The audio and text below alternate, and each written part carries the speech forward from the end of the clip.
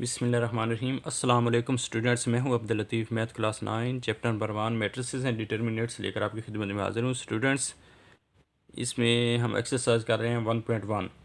Student देखें, इसमें question number 1 है 1.1 का, मंदरजा झैल कालमों का मरतबा बताइए। स्टूडेंट्स, ऑर्डर ऑफ मैट्रिक्स क्या होता है? Order of matrix is equal to number of rows by number of columns. कतारों की तादाद बाय कालमों की तादाद। कालम का ऑर्डर बताने के लिए स्टूडेंट्स एक बात अच्छी तरह ज़हन नशीन कर लें कि कालम का मरतबा बताने के लिए सबसे पहले आपने लिखना है कतारों की तादाद। कतारों की तादाद बाई कालमों की तादाद। फ़र्ज़ कर लें एक कालम सी है 2/4, इसके एलिमेंट्स हैं। इसका अगर हम मरतबा बताएंगे तो 2 और 4 एक ही लाइन की सीध में, तो ये कालम में एक ही कतार है। और वर्टिकली अगर आप देखें तो ये 2 और 4 एक लाइन में नहीं है, तो ये अलहदा आप देखें तो दो वर्टिकल लाइन बन रही हैं, तो 2 जो है इसका कालम है। स्टूडेंट, इसी कालम का मरतबा हम लिखेंगे 1/2, यानी कतारों की तादाद पहले, कालमों की तादाद बाद में। अगर हम 2/1 कर देंगे तो इस कालम के हिसाब से इसका मरतबा जो है गलत हो जाएगा। तो इसलिए सबसे पहले आप कतारों की तादाद लिखें, number of rows by number of column. तो उसके बाद स्टूडेंट्स एक और सवाल है एफ़। इसका है मैट्रिक्स एफ़ है, इसका एलिमेंट्स है 2। तो इसमें देखें एक ही कतार बन रही है और एक ही कालम है, तो इसका ऑर्डर जो है 1/1 हो जाएगा। क्वेश्चन नंबर 2 है, मंदरजा झैल में से कौन से कालम आपस में मसावी हैं? तो स्टूडेंट्स, इसमें देखें, एक मैं सवाल कर देता हूँ। एक कालम है 2 + 2, 2 - 2, 2 + 4, 2 + 0, और एक कालम है स्टूडेंट्स ये 4, 0, 6 और 2। स्टूडेंट देखें, देखने में शायद आपको ये कालम मसावी नहीं लग रहे। अगर आप देखें तो इसमें आप शायद देखें समझेंगे कि ये कालम मसावी नहीं है। देखें स्टूडेंट्स, 2 + 2 4, 2 - 2 से काट जाएगा 0, 4 + 2 6 और 2 + 0 2। और अभी देखें आप, ये कालम ई है 4, 0, 6 और 2। तो स्टूडेंट देखें, ये मसावी कालम बताने के लिए हम दो चीज़ें बताते थे। पहले तो देखते हैं कि कालम का जो है ऑर्डर सेम होना चाहिए। पहली चीज़ क्या है? कालम का ऑर्डर सेम होना चाहिए। इसका देखें, कालम जे का ऑर्डर क्या है? इसमें 2 रोज़ हैं, 2 ही कालम है। इसका ऑर्डर जो है 2/2 है, 2/2।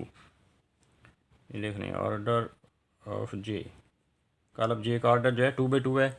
इसी तरह अगर ई देखें, ऑर्डर ऑफ ई देखें तो ये स्टूडेंट्स है क्या है? इसमें भी 2 कतारें और 2 कालम है, 2/2 है, 2/2। पहली कंडीशन तो ये फुलफ़िल करता है। उसके बाद दूसरी कंडीशन ये है कि कालम के जो मतनाज़रा एलिमेंट्स है, मतनाज़रा एलिमेंट्स के बराबर होना चाहिए। आपको पहले भी बताया था एक लेक्चर में कि मतनाज़रा एलिमेंट्स या कोरस्पेंडिंग एलिमेंट्स कौन सा होता है? ये कोरस्पेंडिंग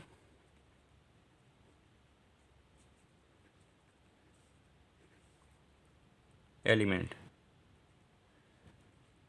क्या होता है? स्टूडेंट देखें, ये 4 कालम जे में, ये 4 जिस जगह पे लाई करता है सेम उसी जगह पे, जैसे ये इसका पहला एलिमेंट्स है, इसी सेम उसी जगह के पे दूसरे कालम में भी 4 लाई करता है। तो 4 का जो है कोरस्पॉन्डिंग एलिमेंट्स है या मतनाज़रा एलिमेंट्स है।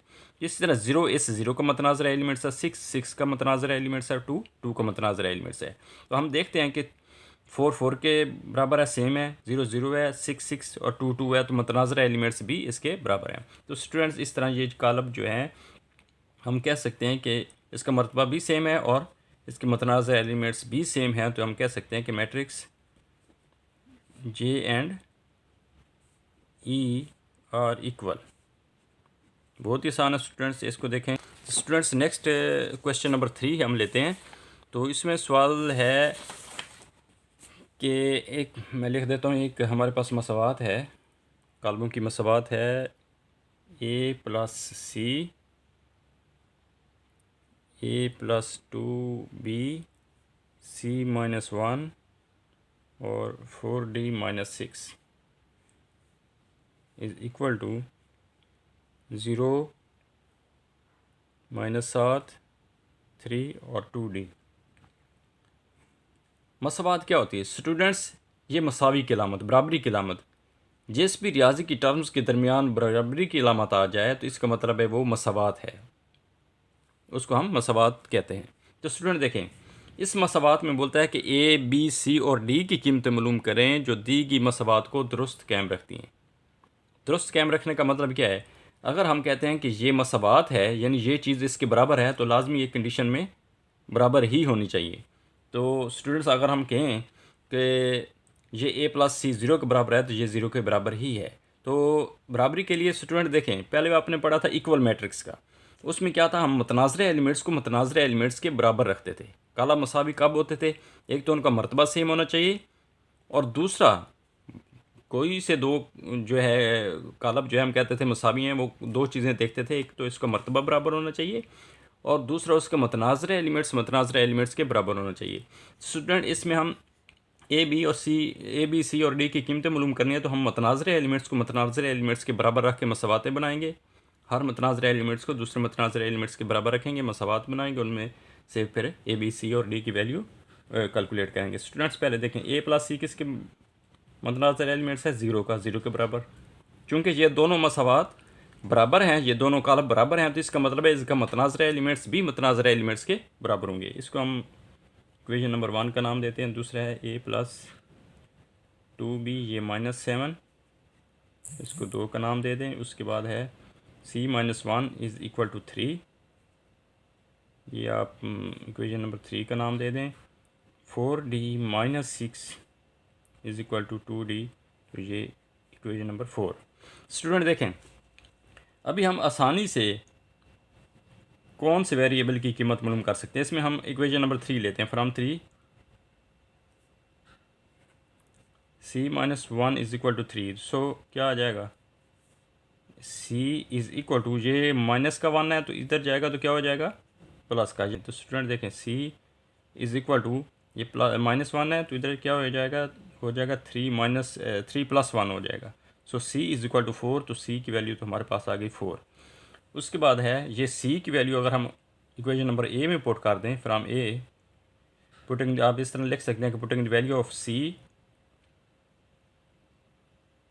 इन equation number 1, so we get a plus C is equal to 0। तो a c की जगह उस वैल्यू पुट करें, 4 is equal to 0। So a is equal to, ये प्लस का 4 है तो मसवात की दूसरी साइड में जाएगा, क्या हो जाएगा? -4। तो स्टूडेंट्स, ये भी क्या हो गया? a की वैल्यू मालूम होगी। उसके बाद हम मसवात 2 लेते हैं। From equation 2 a plus 2b is equal to -7, तो इसमें हम स्टूडेंट देखें a की वैल्यू हमारे पास 4 आई है।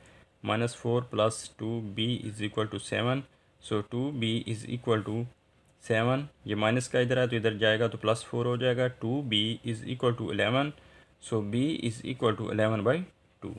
तो ये स्टूडेंट्स वैल्यू हमारे पास क्या आ गई? b की। उसके बाद फ्राम इक्वेशन नंबर 4, फ्राम 4 देखें students, 4d -6 is equal to 2d।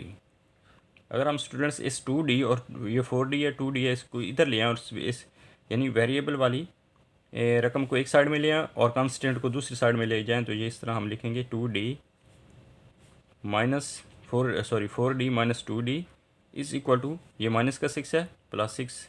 इसमें हम 2d कॉमन ले सकते हैं। 2d कॉमन लें तो इसमें आ जाएगा 2 बच जाएगा, इधर बच जाएगा -1 is equal to 6। So 2d, ये 2 में से एक या 1 बचा तो 1 इसके साथ ज़रब खाएगा तो 2d ही रहेगा।